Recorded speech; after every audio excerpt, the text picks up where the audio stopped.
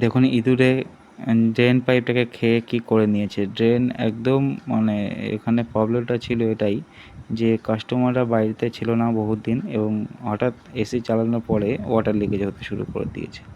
তো আমরা ড্রেন পাইপটা খোলার পরে এটাকে আমরা গ্লু গান দিয়ে ফিক্স করে নিয়েছি। নেওয়ার পরে এখানে আবার একটু ফেভিকুইক দিয়েছি। ফেভিকুইক দেওয়ার পরে আমরা জল দিয়ে ভালো করে টেস্ট করে নিয়েছি, জল পড়ছে না। এবার ড্রেনটাকে আমরা সেটিং করে নেব। সেটিং করার পরে আমরা 1 মগ জল নিয়ে চেক করব যাতে ওয়াটার লিকেজ না হয়। ওয়াটার লিকেজ হলে প্রবলেম সলভ হয়নি, ওয়াটার লিকেজ যদি না হয় তাহলে হচ্ছে প্রবলেম সলভ। জলটা দিয়ে দেখে নেব ভালো করে, জলটা পুরোটাই খালি করব। জল পড়ছে না আপাতত, প্রবলেম সলভ হয়ে গেছে। এরকম ভিডিও পেতে চ্যানেলটাকে সাবস্ক্রাইব করবেন, ভিডিও যদি ভালো লাগে লাইক করবেন।